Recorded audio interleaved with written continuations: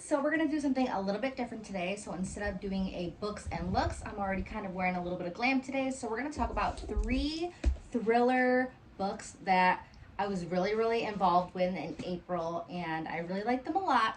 So I'm gonna go ahead and talk about each of them. So the first book I read right here is called The Push, and this is about a mom who had just a really kind of sad upbringing. She didn't have a really good mom, and she also kind of neglects her daughter slightly, and she feels like her daughter is just like not a good person.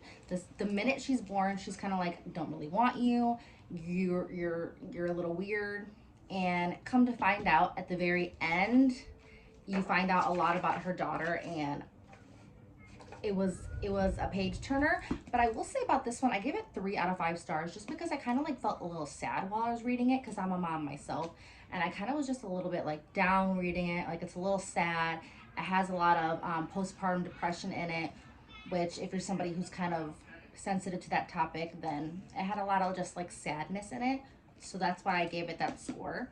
And then moving on to the second book I read right here, Not a Happy Family. So I read this one because of Book Talk. And if you're really into like murder mystery type movies or murder mystery type games, then I feel like you will absolutely love this book. I gave this one a 4 out of 5. From the moment I started reading it, I was very involved in it. The minute this book started, you have to try and figure out who murdered the family. So it's about a family of 5. So there's like 3 siblings, 2 parents, and 2 of the parents at the beginning of the book get murdered. And your goal while you're reading is to try and figure out which one of the siblings or which one of the family members killed these guys. So I was already just trying to figure it out. I caught on, which isn't really something I do frequently, so that's why I gave it a 4 out of 5 stars, because typically I'm like left to the last page and I'm like, oh, that's the person. But this time I ended up figuring out who it was somewhat decently in the middle of it. I would still definitely check this one out.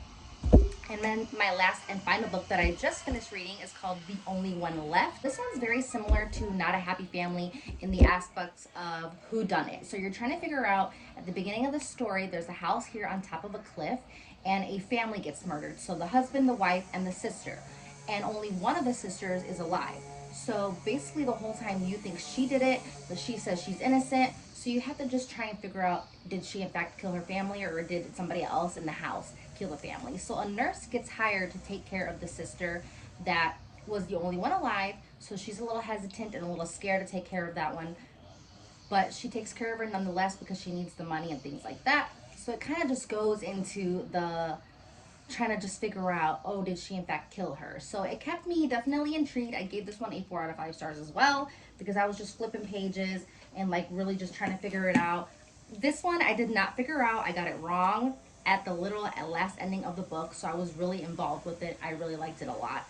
So that's why I gave this one a final score. This one I think I would recommend the most out of all 3 of them, just because it had a little bit more in-depthness to it. But I would definitely still recommend all 3 of these thriller books if you guys want to go ahead and check these out. If you guys enjoyed this quick little video today, and I hope to see you guys in the next one.